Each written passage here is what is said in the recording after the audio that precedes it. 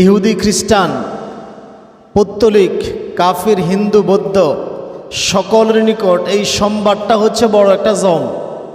তারা সোমবারকে মাঝে মধ্যে গালি দেয়, সোমবারকে মাঝে মধ্যে গালি দেয়।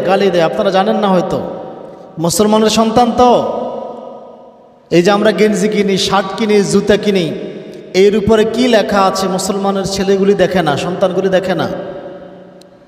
বিবেক বুদ্ধির লোপ পাইছে তাদের, কারণ তাদের আইডল হচ্ছে এমন লোক যার আগাগোড়া সবটাই জাহান্নামী। মুসলমানের ছেলের আইডল হয়েছে মেসি, নেইমার, শাহরুখ খান, সালমান খান, ওই যে বলিউড হলিউডের তারকারা, বাংলাদেশের ওই সকল নর্তকী যারা শরীর বিক্রি করে অর্থ উপার্জন করে, যারা শরীর বিক্রি করে অর্থ উপার্জন করে, তাদেরকে আমাদের মুসলিম সমাজের যুবকরা আইডল মনে করে। যাদের আগাগোড়া সবটাই জাহান্নামী, যাদের আগাগোড়া সবটাই কি জাহান্নামী না? যাদের আগাগোড়া সবটাই জাহান্নামী। আপনি দেখেন, বাংলাদেশের কথা বলি, বাহিরে যাব না। বাংলাদেশের এমন অনেক নায়িকা আছে যাদের কথা আমাদের বাপ চাচাদের মুখে শুনতাম। তারা এই নায়িকাদেরকে দেখে ক্রাশ খাইতো, সোজা কথা যেটা, জিনা করতো, জিনা মনে মনে জিনা করতো। ইস, যদি এই নায়িকাটার বিয়ে করা যাইতো, সোজা বাংলা কথা যেটা আর কি। এ নায়িকাকে বিয়ে করার জন্য আমাদের বাপ চাচারাও চাইছে। সেই 20-25 বছর পর আজকে আমার মতো ছেলেরা আসিও সে একই নায়িকার উপরে ক্রাশ খায়। অতএব জমানা কোন দিকে গেছে দেখছেন? বাপ যেই মহিলাকে নিয়ে জিনা করে, ছেলেও একই মেয়েকে নিয়ে একই মহিলাকে নিয়েই জিনা করতেছে। আর এরা হচ্ছে আমাদের আইডল। এই জন্য ছেলেরা গেঞ্জি গায়ে দেয়, গেঞ্জির উপরে লেখা থাকে আই লাভ মাই হাজব্যান্ড। এটা তোর হাজব্যান্ড করতে গাইছি, তুই পুরুষ মানুষেরা তোর হাজব্যান্ড করতে গাইছিল। কি পড়তেছে, কি গায়ে দিচ্ছে খবর নাই।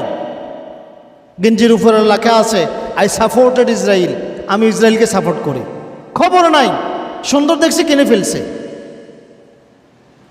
আমাদের মুসলমানদের আজকে এমন অধঃপতন হয়েছে, গরুর পায়খানা আছে না, গোবরের যদি কোনো পেঁয়াজ কুচি করে কাঁচামরিচ দিয়া ধনিয়া পাতা দিয়া বালিক বাজা মানে ভালো করে ডিমের মতো মামলেট করে দেয়, এটাও খাই ফেলবে। ডিম মামলেটটা এটা গোবর মামলেট। আমাদের এমন অধঃপতন হয়েছে। যা হোক, যেহেতু রবিউল আউয়াল মাস, আমরা রাসূল সাল্লাল্লাহু আলাইহি সাল্লামের জীবনী থেকে কিছু আলোচনা করব। প্রথমত আমরা সংক্ষেপে জেনে নিব মুহাম্মদ সাল্লাল্লাহু আলাইহি সাল্লামকে আল্লাহ তাআলা পৃথিবীতে কেন প্রেরণ করেছেন, কি উদ্দেশ্যে প্রেরণ করেছেন, উদ্দেশ্যটা কি ছিল, কি হিসেবে তাকে প্রেরণ করেছেন। মুহাম্মদ সাল্লাল্লাহু আলাইহি সাল্লাম যখন পৃথিবীতে আগমন করে, তখন সমগ্র পৃথিবী, যদিও ইতিহাসটাকে আমাদের দেশে বিকৃত করে ফেলছে, আরবদের ঐতিহাসিক ইতিহাস আমাদের পড়ানো হয় না, আমাদেরকে পড়ানো হয় সেই ওই ইউরোপিয়ান ঐতিহাসিক ফিলিপকে হিট্টি সহকারে কয়েকজনের ইতিহাস পড়ানো হয়, যেখানে আমাদেরকে বোঝানো হয়েছে এটাই যে শুধু আরব দেশটা ওই সময় জাহিলিয়াতে পরিপূর্ণ ছিল। আসলে বিষয়টা এমনটা নয়। ওই সময়ের সমগ্র পৃথিবী, সমগ্র জগৎটাই ছিল অন্ধকার, মানে মূর্খতার অন্ধকারে, জাহিলিয়াতের অন্ধকারে পরিপূর্ণ, বর্বরতার অন্ধকারে পরিপূর্ণ। শুধু আরব বিশ্বে নয়, ওই সময় ইউরোপের কথা বলেন, রোমান সাম্রাজ্যে বর্বরতার সর্বোচ্চ শিখরে পৌঁছে গিয়েছিল, পারস্য সাম্রাজ্য বর্বরতার সর্বোচ্চ শিখরে পৌঁছে গিয়েছিল। তাদের ভিতরে তাওহীদ কি জিনিস তারা বুঝতো না। ভারতের কথা বলেন, ভারতের পৌত্তলিকতা চরম পর্যায়ে উপনীত হয়েছিল। এমন অবস্থায় আল্লাহ তাআলা মুহাম্মদ সাল্লাল্লাহু আলাইহি সাল্লামকে সমগ্র পৃথিবীর নবী এবং রসুল করে প্রেরণ করেছেন। এবং শুধু নবী এবং রসুল নয়, আল্লাহ তাআলা মুহাম্মদ সাল্লাল্লাহু আলাইহি সাল্লামকে মহান শিক্ষক হিসেবে প্রেরণ করেছেন। শিক্ষকের কাজ কি? ছাত্রদেরকে শিক্ষা দেওয়া, ভালো ভালো শিক্ষা দেয় না? শিক্ষকের কাজ কি? ভালো ভালো শিক্ষা দেওয়া। কি শিক্ষা দেওয়া? নৈতিকতা শিক্ষা দেওয়া। অর্থনীতি সবারই ভালো থাকে। আল্লাহ নবী যখন এসেছিলেন তখন আরবদেরও অর্থনৈতিক অবস্থা মোটামুটি ভালো ছিল। ইউরোপ, কনস্টান্টিনোপলকে কেন্দ্র করে ইউরোপের দেশগুলোর আর্থিক অবস্থা ভালো ছিল। ভারতের অবস্থা তো খুবই আভিজাত্যিক অবস্থা ছিল। আল্লাহ নবী অর্থনৈতিক পরিবর্তনের জন্য আসেন নাই। আল্লাহ নবী এসেছিলেন মানুষের নৈতিকতা, চরিত্র, আদর্শ, মানুষ যে বর্বরতার নিম্ন শিখরে পৌঁছে গিয়েছিল সেখান থেকে মানুষকে শিক্ষা দিয়ে উপরে ওঠানোর জন্য, নৈতিকতা সংস্কার করার জন্য, আদর্শ চরিত্র সংস্কার করে মানুষকে নৈতিকতাপূর্ণ, ন্যায় বিচার সম্পূর্ণ মানুষ তৈরি করার জন্যই আল্লাহ তাআলা মুহাম্মদ সাল্লাল্লাহু আলাইহি সাল্লামকে মুবাল্লিগ, শিক্ষক হিসাবে প্রেরণ করেছিলেন। মোহাম্মদ সাল্লাল্লাহু, আচ্ছা বলুন তো, এই কোনো আপনাদের ছেলে সন্তানগুলিকে শিক্ষিত করার জন্য শিক্ষকের প্রয়োজন আছে না? শিক্ষকের প্রয়োজন আছে তো? কোনো শিক্ষক কি স্কুল, কলেজ, মাদ্রাসা, ইউনিভার্সিটি, কোনো শিক্ষক কি কথা বলেছিলেন ছাত্রদেরকে, এই তোমরা মদ খাইবা, এই তোমার আমার এই দায়িত্ব যে তুমি চাঁদাবাজি করবা, এমন কখনো কথা বলছে কোনো শিক্ষক? কোনো শিক্ষকই তার ছাত্রকে এমন কথা বলে যে তোমরা চাঁদাবাজি করো, তোমরা মদ খাও, গুন্ডামি করো, মানুষ হত্যা করো, এমনটা কি করে না? তাহলে আল্লাহ তাআলাও তার হাবিবকে প্রেরণ করেছেন মুবাল্লিগ, শিক্ষক হিসাবে। যেমনটা আল্লাহ নবী নিজেও বলেছেন। হযরতে আয়েশা সিদ্দিকা রাদিয়াল্লাহু তাআলা আনহা বলেন, আল্লাহর নবী সাল্লাল্লাহু আলাইহি ওয়াসাল্লাম বলেছেন, ইন্নাল্লাহা আরসালানি মুবাল্লিগান, নিশ্চয়ই আল্লাহ তাআলা আমাকে মুবাল্লিগ অর্থাৎ শিক্ষক বানিয়ে দুনিয়াতে প্রেরণ করেছে। সুবহানাল্লাহ। কেমন শিক্ষক? মানুষের নৈতিকতা নিয়ে কথা বলেছেন, মানুষের চরিত্র নিয়ে কথা বলেছেন, কিভাবে মানুষ আদর্শিক মানুষ হতে পারে সেটা নিয়ে কথা বলেছেন, কিভাবে মানুষের ভিতর থেকে দুর্নীতি, মানুষের ভিতর থেকে অনাচার, যৌনাচার, মানুষের ভিতরে অসামাজিক কার্যকলাপ থেকে মানুষকে বিরত রেখে একটি সুন্দর সমাজ বিনির্মাণে একটা সঠিক পথ দেখানো যায়, এই জন্য আল্লাহ নবীকে শিক্ষক হিসেবে প্রেরণ করেছিলেন। আল্লাহ নবী সর্বদাই মানুষের কল্যাণ কামনা করেছেন। পৃথিবীর কোনো ঐতিহাসিক এমন কোনো প্রমাণ দেখাতে পারবে না যে মুহাম্মদ সাল্লাল্লাহু আলাইহি সাল্লাম তার অনুসারীদেরকে কখনো একটা অকল্যাণমূলক কাজের জন্য আদেশ দিয়েছেন। পরের বাক্যে আল্লাহ নবী বলে, ওয়ালাম ইউরসালানি মুতাআন্নিতান, নিশ্চয়ই আল্লাহ তাআলা আমাকে মুতাআন্নিয়া তথা অন্যায় কামনাকারী হিসাবে প্রেরণ করে নাই। একজন শিক্ষক কোনো অন্যায় কামনা করতে পারে না। শিক্ষক যদি অন্যায় কামনা করে তাহলে জাতি ধ্বংস হয়ে যাবে, জাতি চূর্ণ বিচূর্ণ হয়ে যাবে। আমরা দেখেছি ইতিপূর্বে বাংলাদেশের অবস্থা দেখেন, কিছু শিক্ষক দালালি করেছিল, বিদেশিদের দালালি করেছিল, দুর্নীতি করেছিল, ছাত্রদের মগজের ভিতরে তাওহীদকে বহিষ্কার করে কুফরিয়াতকে প্রবেশ করানোর চেষ্টা করেছিল। মানুষের পূজায় আল্লাহর নামের মিছিল না দিয়ে মানুষ নামের মিছিল দেওয়া শুরু করেছিল। আজকে তারা লাঞ্ছিত হচ্ছে, এটা তাদের পাপের শাস্তি। তুমি শিক্ষক, তোমার কাজ ছিল তোমার ছাত্রকে তুমি নৈতিকতা শিক্ষা দিবে, তোমার কাজ ছিল তুমি নৈতিকতা শিক্ষা দিবে। ইতিপূর্বে আমি দেখেছি, আমার নিজের এলাকার কথাই বলি, যেই সকল শিক্ষকরা নৈতিকতা শিক্ষা দিত তাদেরকে জোর করে চাকরি থেকে বহিষ্কার করেছিল। আমার পরিচিত একজনের কথা বলি, আপনারা চিনবেন বা হয়তো, মোকরার ফিস সাহেব হুজুরের নাতি, বাড়ি হচ্ছে বেলগড়, মাওলানা নুরুল্লাহ সাহেব আমাদের পার্শ্ববর্তী গ্রাম সাকরা আরে উচ্চ বিদ্যালয়ের ধর্মীয় শিক্ষক ছিলেন। তিনি যতদিন ছিলেন প্রত্যেকটা ছাত্র 5 ওয়াক্ত নামাজ আদায় করত। জোহরের নামাজ স্কুলে জামাতে জোহরের নামাজ আদায় হতো, মেয়েদের জন্য আলাদা নামাজের ব্যবস্থা ছিল। এই শিক্ষককে জোর করে মাথায় পিস্তল ঠেকিয়ে পদত্যাগ করতে বাধ্য করা হয়েছিল। এর বিচার হয় নাই। আজকে যারা কিছু লম্পট শিক্ষকের জন্য কান্না করেন, আপনারা কি হিসাব করবেন? আমি রাজনৈতিকভাবে কথা বলতেছি না। আদর্শবান শিক্ষকদেরকে যখন অপমান করে বিতাড়িত করা হয়, আর দুর্নীতিবাজ, ঘুষখোর, কুফরিয়াত প্রতিষ্ঠিতকারী শিক্ষকরা যখন জাতির মেরুদণ্ড হয়, তখন এই জাতি ধ্বংস হতে বাধ্য। শিক্ষার ভিতরে যখন ঘুনুফোকা ঢোকে, ঘুনুফোকা বোঝেন তো? উইফোকা বোঝেন তো? উইফোকা বোঝেন না আপনারা? কাটে যেটার কি বলে? হ্যাঁ, কাঠ যে ছিদ্র করে ফেলে, ঘরের ফালাতে ছিদ্র করে ফেলে, এটার কি পোকা বলেন আপনারা? উইফোকা বলেন না? এই উইফোকা যদি শিক্ষার ভিতরে ঢোকে, শিক্ষা যদি জাতির মেরুদণ্ড হয়, এই উইফোকা যদি মেরুদণ্ডের ভিতরে ঢোকে, এই মেরুদণ্ড আর সুস্থ থাকে না। আমরা দেখেছি ইতিপূর্বে কোনো সুস্থ শিক্ষা ব্যবস্থাই ছিল না। আমিও একটা প্রাইভেট প্রতিষ্ঠানে শিক্ষা প্রতিষ্ঠানে সময় দিচ্ছি, বইগুলির অবস্থা দেখলে আপনার সপ্তম শ্রেণীর বিজ্ঞান বই দেখেন, সপ্তম শ্রেণীর বিজ্ঞান বইতে সেখানে পুরুষ এবং নারীর কি বলতাম, আমরা এই অধ্যায়গুলি পড়াইতে পারি না, সম্ভব হয় না আমাদের। এই অধ্যায়গুলি বাচ্চাদেরকে আমরা পড়াইতে পারি না। বাচ্চাদেরকে বলি তোমরা পড়ে আসো। 6-7 মেয়েরা ছেলেরা যখন কিছু কিছু প্রশ্ন করে জবাব দেওয়ার মতো উপায় থাকে না।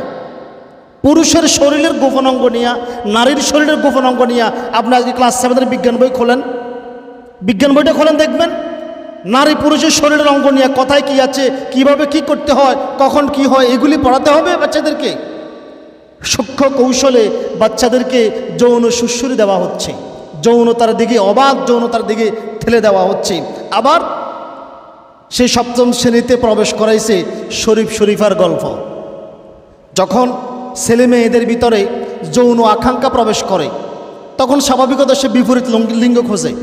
বিপরীত লিঙ্গ যখন না পায় তখন তার ভিতরে শরীফার মতো গল্প প্রবেশ করাই সমকামিতার ভিতরে সূক্ষ্ম কৌশলে প্রমোট করতেছে। আর জাফর ইকবালের মতন একদল নকলবাজ, দুর্নীতিবাজ শিক্ষক জাতির মেরুদণ্ডের উপরে বসে বসে জাতির মেরুদণ্ডটাকে ছিদ্র করে ছেড়ে দিয়েছে। আপনি দেখেন শিক্ষার কি অবস্থা হয়েছে। শুধু এই প্লাসের ছড়াছড়ি দেখেছি, কয়টা ছাত্রের ভিতরে নৈতিক আদর্শ ছিল। কি বলবেন আপনি, কি করবেন? সমকামিতাকে আমাদের কিছুদিন আগে যেটা দেখলাম, শিক্ষামন্ত্রী পর্যন্ত সাপোর্ট করে যাচ্ছে সমকামিতাকে। আস্তাগফিরুল্লাহ, আস্তাগফিরুল্লাহ। এই জাতির কি অবস্থা হবে? অথচ আল্লাহ নবী বলেছেন আমি শিক্ষক হিসেবে প্রেরিত হয়েছি। শিক্ষকের কাজটা কি? কাজ ছেড়ে কি করেছে? একটা শিক্ষকের অবস্থা দেখলাম, কিছুদিন আগে পড়লাম, জগন্নাথ বিশ্ববিদ্যালয়ে গাছের চারা রোপণ করার জন্য, যেই গাছের চারা টোটাল খরচ আসে 2 থেকে 2.5 লক্ষ বা 3 লক্ষ টাকা, সে গাছের চারা রোপণ করার জন্য 30 কোটি টাকার বাজার চাইছে। টাকা কি গাছে ধরে? কার টাকা এগুলি? কে খেয়েছে এই টাকাগুলি? শিক্ষক যখন জাতির মেরুদণ্ড নষ্ট করে দেয় তখন এই জাতি ধ্বংস হতে বাধ্য। রসুলকে পাঠিয়েছেন মানুষদেরকে আল্লাহ তাআলা শিক্ষা দেওয়ার জন্য। আল্লাহ নবী অন্যত্র বলেছেন আনা বুইসতু মুআল্লিমান, আমি শিক্ষক হিসেবে প্রেরিত হয়েছি। আল্লাহ নবী শিক্ষা দিয়েছেন আমাদেরকে। কি শিক্ষা দিয়েছেন? ওই সময়ের অর্থনৈতিক অবস্থা ভালো ছিল, ওই সময়ের অর্থনৈতিক অবস্থাতে খারাপ ছিল, বিষয়টা এমনটা নয়। আল্লাহ নবী অর্থনৈতিক পরিবর্তনের জন্য শুধু আসেন নাই, মানুষের নৈতিকতা, আপনার টাকা পয়সা আছে কিন্তু ঘরে শান্তি নাই, আপনার ভিতরে চরিত্র এখনো খারাপ, আপনার নৈতিকতা খারাপ, এই অর্থ দিয়ে কী লাভ হবে, কী ফায়দা হবে বলেন? কি ফায়দা হবে? কোরআনুল কারিমে আল্লাহ তাআলা বলেন আল্লাহ নবীকে কি উদ্দেশ্যে কি নিয়ে প্রেরণ করেছিলেন। সূরা আল ফাতাহ আয়াত নং 28 আল্লাহ তাআলা বলেন হুয়াল্লাযী আরসালা রাসূলাহু বিল হুদা ওয়া দীনিল হক, তিনি তার রসুলকে প্রেরণ করেছেন হেদায়েত। হেদায়েত মানে সঠিক পথ। কি পথ? শিক্ষকের কাজ কি? একজন শিক্ষকের কাজ কি? সঠিক পথ দেখানো। বাচ্চারা তোমরা খবরদার পিতামাতার সাথে অপরাধ করিও না, তোমরা মাদকের সাথে জড়াবে না, তোমরা ঘুষ সুদ এই সকলের সাথে জড়াবে না, তোমরা অন্যায়মূলক অনাচারমূলক কোনো কাজে জড়াবে না, অনৈতিক সম্পর্কে জড়াবে না। শিক্ষকের কাজ হচ্ছে এই সঠিক পথটা দেখাই দেওয়া। আল্লাহ তাআলা বলতেছেন হুয়াল্লাযী আরসালা রাসূলাহু বিল হুদা, তিনি তার রসুলকে পাঠিয়েছেন হেদায়েত, সত্য পথ সহকারে, এবং ওয়াদীনিল হক, এবং সত্য দিন। দিন মানে হচ্ছে ইসলাম, ইসলাম মানে হচ্ছে জীবন ব্যবস্থা। আপনার জীবন ব্যবস্থা নিয়ে আল্লাহ তার হাবিবকে প্রেরণ করেছেন। ও নবী, আমি আপনাকে প্রেরণ করেছি, আপনি মানুষদেরকে সঠিক পথ দেখাই দিবেন। টাকা তো সবারই আছে, কোন পথে ব্যয় করবে, কোন পথে চলবে, এটা তাদেরকে দেখাই দেন, এবং তাদের জন্য জীবন বিধান, তাদের জন্য সংবিধান, কনস্টিটিউশন হিসেবে আপনি ইসলামটাকে দেখাই দেন। সুবহানাল্লাহ বলবেন না? নবী আপনি তাদেরকে সঠিক দিনটা, জীবন ব্যবস্থাটা দেখাই দেন। কারণ ইসলাম ছাড়া কোনো জীবন ব্যবস্থা মানব জীবনে শান্তি আনতে পারে না। মানব রচিত কোনো মতবাদ, মানব রচিত কোনো সংবিধান, কোনো জীবন ব্যবস্থা মানুষের জীবনে শান্তি আনতে পারে না। পৃথিবীতে আপনার ইতিহাস পড়া, আমি ইতিহাসের ছাত্র, ইতিহাস পড়া লাগবে না, সাম্প্রতিক বাংলাদেশের ঘটনা বলে। বাংলাদেশ স্বাধীন হয়েছে আজকে কত বছর? 53 বছর। কত বছর? 53 বছর। এই 53 বছরে বাংলাদেশের সংবিধান কতবার পরিবর্তন হয়েছে বলেন? কতবার পরিবর্তন হয়েছে? 16 বার। কতবার? 16 বার পরিবর্তন হয়েছে 53 বছরে। কিন্তু বলেন আল্লাহ তাআলা কোরআনুল কারীমে সেই 1500 বছর আগে অবতীর্ণ করেছেন, একটা হরফও কি সংস্কার করা লাগছে, পরিবর্তন করা লাগছে? কারণ কোরআন এবং ইসলাম হচ্ছে আল্লাহ প্রদত্ত জীবন বিধান। এটাকে এখানে পরিবর্তনের কোনো প্রশ্ন আসে না, এটা পরিবর্তন করতে হয় না। এটা সমগ্র মানব জাতির জন্য সমানভাবে প্রযোজ্য। আর মানবরচিত সংবিধান গত 53 বছরে 17 বার পরিবর্তন করা লাগছে। এখন বলতে সংবিধানটা বাতিল, এটা দ্বারা হবে না, আরও একটা নতুন করে লেখো। দেখবেন যে নতুন করে যেটা লিখবো, হয়তো আগামী কোনো সরকার আসলে তারা বলবো না এটার এই অধ্যায় ভালো না, এটার সংস্কার করো। হয়তো বা আগামী 20 বছর পরে আবার কোনো বিপ্লব সংগঠিত হয়ে বলবে না এই সংবিধানে বাতিল। কিন্তু আল্লাহ প্রদত্ত জীবন ব্যবস্থা কখনো বাতিল হতে পারে না। অতঃপর আল্লাহ তাআলা বলেন লিইয়ুযহিরাহু আলাদ-দীনি কুল্লিহি, আমি আপনাকে এই জন্য প্রেরণ করেছি মানুষদেরকে হেদায়েত সঠিক পথ দেখাবেন এবং সত্য দিন মানুষের কাছে পৌঁছাই দিবেন। তার পাশাপাশি লিইয়ুযহিরাহু আলাদ-দীনি কুল্লিহি, এবং সমস্ত দিনের উপরে ইসলামকে বিজয়ী করবেন, ইসলামকে প্রকাশিত করে দিবেন। তার মানে ইসলাম যখন আসবে আগের সকল ধর্ম বাতিল। আদম আলাইহিসসালাম থেকে ঈসা আলাইহিসসালাম পর্যন্ত যত নবী যত দিন জীবন ব্যবস্থা প্রচার করেছিল, সকল দিন সকল জীবন ব্যবস্থা বাতিল। এখন থেকে শুধু একজনের দেখানো জীবন ব্যবস্থা চলবে, সেটা কি? ইসলাম। মুহাম্মদ সাল্লাল্লাহু আলাইহি সাল্লাম এটাই দেখাই দিয়েছেন, তোমরা ইসলামকে বিজয়ী করো। ওয়া কাফা বিল্লাহি শাহিদা, আল্লাহ তাআলা বলেন সত্য প্রতিষ্ঠাতা রূপে আল্লাহই যথেষ্ট। অতএব এখানে আল্লাহ তাআলা বলতেছেন সমস্ত দিনের উপরে একমাত্র ইসলামকে বিজয়ী করতে হবে। রসুলকে যদি, এখানে অনেকে প্রশ্ন করে, ইউরোপিয়ান ঐতিহাসিকরা এটা প্রমাণ করতে চায় যে আল্লাহ তাআলা মুহাম্মদকে শুধু আরব দেশের জন্য পাঠাইছে, এমনটা বুঝাইতে চায়।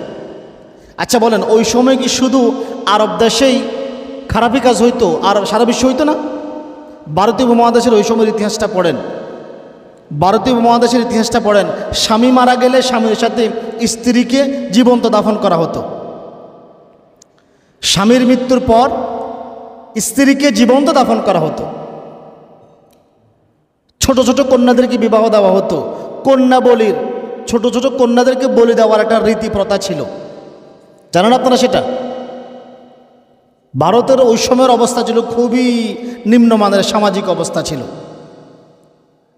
খুবই নিম্নমানের সামাজিক অবস্থা ছিল।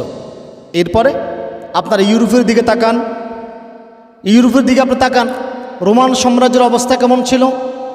রোমান সাম্রাজ্যে যত পাপাচার, অশ্লীলতা, যৌনাচার, অবাধ যৌনাচার, জনগণের উপরে জুলুম করার সর্বোচ্চ মাত্রা পৌঁছে গিয়েছিল। পারস্য সাম্রাজ্যের দিকে তাকান, ওই সময় সমগ্র বিশ্বের কথাও তাওহীদ ছিল না। এই জন্য আল্লাহর নবীকে আল্লাহ তাআলা শুধু আরব দেশের জন্য পাঠান নাই, সমগ্র মানব জাতির জন্য প্রেরণ করেছেন। আর সমগ্র মানব জাতির জন্য আল্লাহ তাআলা যদি প্রেরণ নাই করবেন, প্রেরণ আল্লাহ নবীকে যদি নাই করতেন, তাহলে কিয়ামতের দিন আল্লাহ তাআলা আল্লাহ নবী সাল্লাল্লাহু আলাইহি সাল্লাম সুপারিশ করতে পারতেন না। দেখেন তো কোরআন সব দেশে, কোরআন দেখেন, এই যে বাংলাদেশের আবহাওয়া পরিবেশ সব কিছুর অনুকূল্য বিবেচনা করেই তো বাংলাদেশ সংবিধান রচনা করা হয়েছিল না? কিন্তু এই যে বললাম গত 53 বছরে কতবার পরিবর্তন হয়েছে? 16 বার। এখন বলতেছে না এটা বাতিল, এটা হবে না, নতুন করে আবার সংবিধান লিখতে হবে। হয়তো আগামী 20-30 বছর পরে বলবে না এই সংবিধান হবে না, পরিবর্তন করো। কিন্তু কোরআন এমন এক জীবন ব্যবস্থা, আপনি দেখেন পৃথিবীর সব প্রান্তে যেই কোনো জায়গায় যাবেন কোরআনের আইন 100% কার্যকর। এর উপরে বৈজ্ঞানিক কোনো ব্যাখ্যা চলে না। কোরআনের কোনো বিধানকে বৈজ্ঞানিক ব্যাখ্যা দিয়ে আপনি এটাকে বাতিল ঘোষণা করতে পারবেন না। আল্লাহ নবী সাল্লাল্লাহু আলাইহি সাল্লাম নিজেই বলেছেন, আল্লাহ নবী সাল্লাল্লাহু আলাইহি সাল্লাম শুধু আরব দেশের জন্য নয়, সমগ্র মানব জাতির জন্য আগমন করেছেন। আবু সাঈদ আল খুদরি রাদিয়াল্লাহু তাআলা আনহু থেকে বর্ণিত, রাসূল সাল্লাল্লাহু আলাইহি ওয়াসাল্লাম বলেছেন, কিয়ামতের দিন আমি আদম সন্তানের নেতা হব। সুবহানাল্লাহ বলবেন। ওই আদম সন্তানের নেতা বোঝেন তো? হ্যাঁ, আদম সন্তানের নেতা বোঝেন। আদম আলাইহিস সালাম থেকে কিয়ামত পর্যন্ত শত শত বিলিয়ন ট্রিলিয়ন মানুষ পৃথিবীতে আগমন করেছে। সমগ্র মানুষ একদিকে, আল্লাহর নবী আলাদা নেতা একদিকে। সুবহানাল্লাহ বলবেন না? এই নেতা হওয়ার পরেও আল্লাহ নবী বলতেছেন এতে কোনো অহংকার নাই, এতে কোনো কি নাই, অহংকার নাই। আর আমরা দেশে মাশাআল্লাহ সহসভাপতি হইলে ও দুনিয়াটা গুঁড়ি এলায়, বুঝেন না? আমার হিসাব নেতা হইতে পারলে সব ঘুরি এলায়, আমি অমুক নেতা তমুক নেতা, মানুষ তার সাথে কথাই বলতে পারে না। কিন্তু আল্লাহ নবী বলতেছেন আমি মানব জাতির সর্দার হব, আদম আলাইহিস সালাম সমস্ত বনি আদমের সর্দার হব, কিন্তু এতে কোনো অহংকার নেই। অতঃপর আল্লাহ নবী সাল্লাল্লাহু আলাইহি সাল্লাম বলেন কিয়ামতের দিন সর্বপ্রথম জমিন আমার জন্য ফেটে যাবে, আমি সর্বপ্রথম উঠে দাঁড়াবো, এতে কোনো অহংকার নেই। সুবহানাল্লাহ বলবেন না? কিয়ামতের দিন যখন ইসরাফিল আলাইহিস সালাম আবার সিংহে ফুৎকার দিবে, মাটি পেঠে সর্বপ্রথম মুহাম্মদ সাল্লাল্লাহু আলাইহি সাল্লাম উঠে দাঁড়াবেন। আল্লাহ নবী বলতেছেন এতে আমার কোনো অহংকার নেই। এত সম্মানিত পদ পাওয়ার পরেও আল্লাহ নবী বলতেছেন এতে কোনো অহংকার নেই। অতঃপর আল্লাহ নবী বলেন কিয়ামতের দিন সর্বপ্রথম আমি সুপারিশ করব এবং আমার সুপারিশে গ্রহণ করা হবে, এতে কোনো অহংকার নেই। একজন নবী পর্যন্ত, ও নবীরা পর্যন্ত আল্লাহ নবীর সুপারিশ ছাড়া জান্নাতে যাওয়ার চিন্তা মাথা থেকে ফেলে দিতে হবে। সুপারিশ করার কারো কোনো ক্ষমতা থাকবে না। এরপর আল্লাহ নবী বলতেছেন এতে কোনো অহংকার নাই। এত নেতৃত্ব পাওয়ার পরেও, এত পাওয়ার, এত ক্ষমতা পাওয়ার পরেও আল্লাহ নবী বলতেছেন কোনো অহংকার নেই। কিন্তু মাশাআল্লাহ আমাদের দেশের নেতা বলেন, যাই কিছু বলেন, যদি একবার উপর উঠতে পারে তার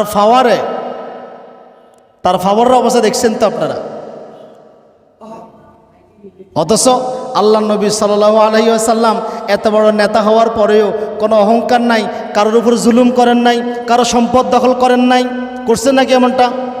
করছেন এমনটা? বরং নেতা হওয়ার পর, আমাদের দেশে তো নেতা হওয়ার পরে চিন্তা হলো নেতা যদি হইতে পারে মাশাআল্লাহ টাকাও, ইন্দি চাঁদাবাজি, ইন্দি ঘুষখুরি, কার জায়গা দখল করবে, নেতা হইতে পারলে মোটা অঙ্কের টাকা আসবে। কিন্তু আল্লাহ নবী সাল্লাল্লাহু আলাইহি সাল্লাম এত বড় নেতা হওয়ার পরেও, মদিনা রাষ্ট্রের প্রেসিডেন্ট হওয়ার পরেও আল্লাহ নবীর ঘরে খাবার রান্না হয় না। কেমন আদর্শবান নেতা ছিল! আপনি একটা ওয়ার্ডের সভাপতি হইলে আপনার ঘরে খাবারের অভাব হয় না, দোতলা বিল্ডিং উঠে যায়। কিন্তু আল্লাহ নবী সাল্লাল্লাহু আলাইহি সাল্লাম সমগ্র পৃথিবীর নেতা হওয়া সত্ত্বেও আল্লাহ নবীর ঘরে আল্লাহ নবীর স্ত্রীরা বলে আমরা কোনোদিন আল্লাহ নবীর জীবদ্দশে আমরা কোনোদিন 3 বেলা খাবার, আর আমরা কোনোদিন 2 বেলা খাবার পেট ভরে খেতে পারি না। এটা ছিল নেতা। এমন লোক দরকার, এমন শিক্ষক দরকার। সুতরাং রসুলকে পাঠানোর উদ্দেশ্য হচ্ছে আল্লাহর বাণী পৌঁছায় দেওয়া, সত্য দিন প্রতিষ্ঠিত করা। এবার আসুন আল্লাহ নবী সাল্লাল্লাহু আলাইহি সাল্লাম আমার আপনার নিকট কি দাওয়াত নিয়ে এসেছিলেন, কি দাওয়াত দিয়েছিলেন। আল্লাহ নবী সাল্লাল্লাহু আলাইহি সাল্লাম বলেন আল্লাহ তাআলা আমাকে প্রেরণ করেছিলেন ইব্রাহিম আলাইহিস সালামের বংশে, ইব্রাহিম আলাইহিস সালামের দোয়ার বদলতে। মুসনাদ আহমদের হাদিস থেকে আল্লাহ নবী সাল্লাল্লাহু আলাইহি সাল্লাম বলেন আনা দাওয়াতু আবি ইব্রাহিম, আমি আমার পিতা। আল্লাহ নবী কি বলেছেন? আনা দাওয়াতু আবি ইব্রাহিম, আমি আমার পিতা ইব্রাহিম আলাইহিস সালামের দোয়া। সুবহানাল্লাহ বলবেন না? আল্লাহ নবী কি বলছেন ইব্রাহিম আলাইহিস সালামকে? হ্যাঁ কি বলছেন? মাশাআল্লাহ, আমাদের পিতার অভাব নেই, এদিকে গেলাম না আর কি। আল্লাহ নবী বলেছেন আনা দাওয়াতু ইব্রাহিম, আমি আমার পিতা ইব্রাহিম আলাইহিস সালামের দোয়া। আল্লাহ নবী নিজেই বলেছেন আমার পিতা, মুসলিম মিল্লাতের পিতা, কিন্তু আমরা তো বাবার অভাব নেই। এরপর আল্লাহ নবী বলেন ওয়া বুশরা ঈসা আলাইহিস সালাম, এবং আমি আমার ভাই ঈসা আলাইহিস সালামের সুসংবাদ, আমি আমার ভাই ঈসা আলাইহিস সালামের সুসংবাদ। এখন দেখেন সকল নবীরা তার কাউমকে দাওয়াত দিত, শুধু তার কাউমকে দাওয়াত দিত। তাদের দাওয়াতটা কেমন ছিল? কোরআনুল কারীম আল্লাহ তাআলা সূরা আরাফ আয়াত 59 আল্লাহ তাআলা বলেন অন্যান্য নবীরা কীভাবে দাওয়াত দিত। অন্য সকল নবীদের দাওয়াত ছিল ইয়া কওমি ইবুদুল্লাহ, হে আমার সম্প্রদায়, হে আমার জাতি। মনে করেন না বাংলাদেশ, আমরা যে বাংলাদেশি, আমাদের জাতীয় থেকে বাংলাদেশি না, মনে করেন আমাদেরকে উদ্দেশ্য করে বলতেছি ইয়া কওমি ইবুদুল্লাহ, হে বাংলাদেশের জাতিরা, বাঙালি জাতিরা, তোমরা আল্লাহর ইবাদত করো, তোমরা আল্লাহর ইবাদত করো। মা লাকুম মিন ইলাহিন গায়রু, তিনি ছাড়া কোনো সত্য ইলাহ নেই। শুধু কাউমকে দাওয়াত দিত, কিন্তু আল্লাহ নবীর দাওয়াতটা কোনো কাউমের উপর ছিল না। আল্লাহ নবীর দাওয়াতটা ছিল সমগ্র মানব জাতির উপরে। সুবহানাল্লাহ বলবেন না? আল্লাহ নবী দাওয়াত দিতেন। সূরা আরাফ 158 নম্বর আয়াতে আল্লাহ তাআলা বলেন, আল্লাহ নবীর দাওয়াত ছিল ইয়া আইয়ুহান নাসু ইন্নী রাসূলুল্লাহি ইলাইকুম জামিআ। হে মানব জাতি, ইয়া কওমি বলেন নাই, বলছেন ইয়া আইয়ুহান নাস। সুবহানাল্লাহ বলবেন না? হে মানব জাতি, আমি তোমাদের সকলের প্রতি আল্লাহর রসুল বার্তাবাহক হিসেবে প্রেরিত হয়েছি। সুবহানাল্লাহ। রাসূলের দাওয়াতে জীবন আমরা যদি বিবেচনা করি দুটি ভাগে বিভক্ত ছিল। মাক্কি জীবনটা আর কি 3 বছর গোপন বলতে আমরা অনেকে বলি গোপন, আসলে বিষয়টা গোপন ছিল না। সবাই জানতো যে মুহাম্মদ সাল্লাল্লাহু আলাইহি সাল্লাম একটা দিনের দাওয়াত দিচ্ছে, কিন্তু দাওয়াতি কাজটা গোপনে চলতো, কাজটা গোপনে চলতো, কিন্তু ইসলামটা ওপেন ছিল, ইসলাম গোপন ছিল না। বাকি 10 বছর প্রকাশ্য ইসলাম প্রচার করেছিলেন। এর ভিতরে আল্লাহ নবী সাল্লাল্লাহু আলাইহি সাল্লাম তার নিজের আত্মীয়দের নিকটেই বেশি নির্যাতনের শিকার হয়েছিলেন। আপনি দেখবেন, আপনি ধর্মকর্ম মানতে যান পরিবারে, সর্বপ্রথম আপনার পরিবার থেকে বাধা আসবে। আজকে যুবক ছেলে বিয়ে করছে তো স্ত্রীকে পর্দা করায়, তার পরিবার থেকে সর্বপ্রথম বাধা, তার পরিবার থেকে সর্বপ্রথম বাধা। কোনো ছেলে বিয়ে করার পরে তার স্ত্রীকে পর্দা করাবে, এটা তার মায়ে মানতে পারে না, তার ভাই মানতে পারে না, তার বোন মানতে পারে না, তার প্রতিবেশী মানতে পারে না। কথা কি বুঝে আসছে? ঠিক আল্লাহ নবীও যখন ইসলাম প্রচার করা শুরু করলো, তার নিকটতম আত্মীয়রা বেশি জুলুম করা শুরু করে দিছে। মুস্তাদরাক হাকিম, ইবনে হিব্বান, ইবনে খুজাইমার হাদিস, তারেক আল মাহারিবি রাদিয়াল্লাহু তাআলা আনহু বলেন, আমি জাহিলি যুগে যুল মাজাজ একটা বাজার ছিল, আমাদের যেরকম এদিকে মুন্সি বাজার, যুক্তিখোলা বাজার আমরা বলি না, একটা বাজার ছিল যুল মাজাজ। আমি এই বাজারে লাল জুব্বা পরিহিত অবস্থায় মুহাম্মদ সাল্লাল্লাহু আলাইহি সাল্লামকে মানুষদের কাছে এই কথা ঘোষণা করতে শুনেছি। তিনি বলতেছেন, ইয়া আইয়ুহান নাস, হে মানুষগণ, কৌলু, তোমরা বলো, লা ইলাহা ইল্লাল্লাহ, আল্লাহ ছাড়া কোনো সত্য ইলাহ নেই, তুফলিহুন, তবেই তোমরা সফলতা অর্জন করতে পারবে। মুহাম্মদ সাল্লাল্লাহু আলাইহি সাল্লাম যখন এই কথা বলতেছে, আমি দেখলাম তার পিছন থেকে একজন লোক হাতে পাথর নিয়ে তার পায়ে নিক্ষেপ করতেছে। পাথরের আঘাতে তার পায়ের গোড়ালির উপর অংশে ফেটে রক্ত ঝরতেছে। আমি লোকদের এবং তার লোকটা পাথর নিক্ষেপ করতেছে আর বলতেছে, ইয়া আইয়ুহান নাস, হে মানুষগণ, লা তুতিউহু, তোমরা এই লোকের অনুসরণ করো না, ফাইন্নাহু কাযযাবুন, এই লোকটা মিথ্যাবাদী। নাউযুবিল্লাহ। তারেক আল মাহারিবি বলেন, আমি লোকদেরকে জিজ্ঞাসা করলাম, এই লোকটা কি, এই লোকটা কে যিনি তাকে আঘাত করতেছেন? লোকেরা বলতেছে, সে তার আপন চাচা। দুঃখ লাগে? কে সেটা? সে তার আপন চাচা আবু লাহাব। আবু জাহেল না, আবু জাহেলের এত বড় দুঃসাহস হয় না আল্লাহ নবীর গায়ে হাত দিত। আবু জাহেল কখনো আল্লাহ নবীর গায়ে সরাসরি আঘাত করে নাই। আপনারা হয়তো এটা জানেন না ইতিহাস। সে কাফেরদের নেতা ছিল ঠিক আছে, কিন্তু সরাসরি আঘাতের সাহস করে নাই। আবু জাহেল কিন্তু আল্লাহ নবীর আপন চাচা ছিল না, দুঃসম্পর্কীয় চাচা ছিল। আল্লাহ নবীকে সরাসরি আঘাত করেছিলেন আবু লাহাব। এই জন্য কোরআনুল কারিমে দেখবেন আল্লাহ তাআলা নিজে এক ব্যক্তিকে গালি দিয়েছেন, তার নাম কি? আমরা নামাজের ভিতরেও গালি দিই, কথা বলেন না, নামাজের ভিতরেও গালি দিই। এই আবু লাহাব, আল্লাহ নবী যখন সাফা মারওয়া পাহাড়ের পর্বতের পাদদেশে দাঁড়িয়ে সর্বপ্রথম ইসলামের ঘোষণা দিলেন, আবু লাহাব সর্বপ্রথম আল্লাহ নবীকে পাথর নিক্ষেপ করলেন। আর বললেন, তাব্বা লাকাল ইয়াউম, তুমি প্রত্যেকদিন ধ্বংস হয়ে যাও। কি বলতেছে মোহাম্মদ, তুমি এই সমস্ত উল্টাপাল্টা কথাবার্তা। আলোচনা সময় তার বেশি না, আলোচনা শেষ করে দিচ্ছি। কিন্তু আল্লাহর পক্ষ থেকে এমন নিষ্ঠুর বিচার, জালিমদের বিচার আল্লাহ যোগে যোগে এমনটাই করে। আবু লাহাবের মরণটা কীভাবে হয়েছিল জানেন? মরণটা কীভাবে হয়েছিল জানেন? বদরের যুদ্ধের পরে আবু লাহাবের শরীরে গুটি বসন্ত দেখা দিয়েছে। কি গুটি বসন্ত দেখা দিলে আমাদের দেশে যেরকম কিছুদিন আগে করোনা দেখার ফলে, করোনা দেখা দিলে একজন মানুষকে আমরা কি করি, আলাদা করে রাখছে না? গুটি বসন্ত দেখা দেওয়ার পরে আবু লাহাবকে তার ছেলে মেয়েরা সকলে বাড়ি থেকে বাইর করে দিছে। এটা ছোঁয়াচে রোগ, মহামারী, যে কাউকে আক্রমণ করতে পারে। আবু লাহাব একটা জায়গায় পড়েছিল, পড়ে থাকতে থাকতে থাকতে এইভাবে মারা গেছে। এখন লাশের দুর্গন্ধ ছুটছে। মক্কার লোকেরা তার ছেলেদেরকে চাপ দিল, তোমার পিতার লাশ খাদাও। ছেলেরা দুজন বদলা রাখলো, রাখি একটা গর্ত করলো। গর্ত করে পিতার লাশের কাছে তো যাওয়া যায় না, রোগ না, দৌড়লে তো সমস্যা।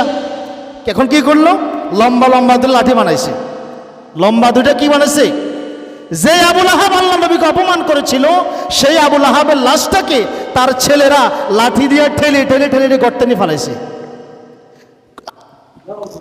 কাছ থেকে মাটিও দেয় নাই, দূর থেকে পাথর নিক্ষেপ করে করে করে কবরটাকে শেষ করে দিছে।